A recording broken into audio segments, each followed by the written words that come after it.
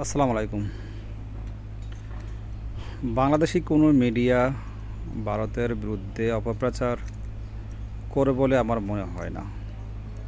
হয়তো ভারতীয় কোনো গুরুত্বপূর্ণ সংবাদ থাকলে সেটা হয়তো প্রচার করে, এছাড়া কোনো বিদ্বেষমূলক, হিংসামূলক কোনো বাংলাদেশের কোনো মিডিয়ায় টেলিভিশন চ্যানেল আজ পর্যন্ত প্রচার করতে দেখেছেন কি না আমি জানি না। যদি আপনাদের জানা থাকে জানাবেন।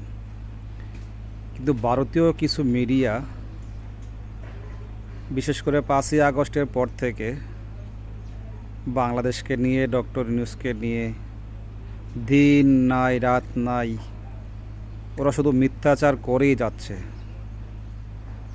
ওরা কেনই বা করতেছে, কী জন্য করতেছে কিছু বুঝে আসে না আমার। আপনারা বলে যাবেন।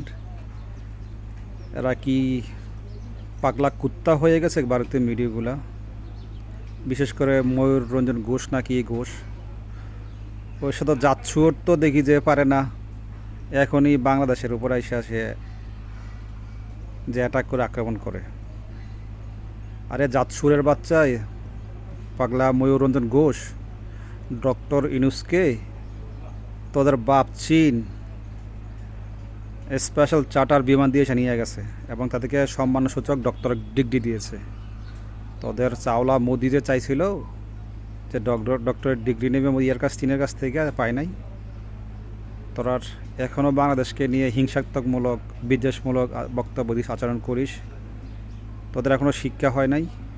তোরা না বলেছিলি আমরা তোদের পেঁয়াজ ছাড়া, আলু ছাড়া আমরা বাঁচতে পারবো না, চাল ছাড়া বাঁচতে পারবো না। আমরা এখন নেপালে, ভুটানে আলু রপ্তানি করি।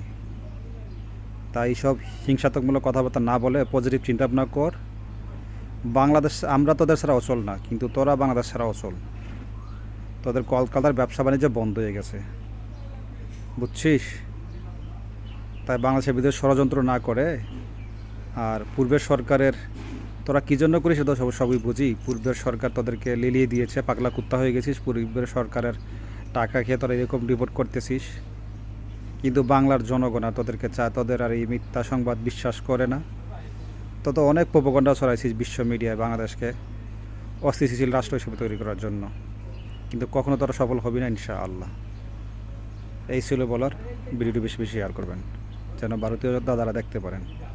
ভারতীয় পাগলা কুকুরগুলো যেন এগিয়ে উগিয়ে কথা বন্ধ থাকে। আসসালামু আলাইকুম।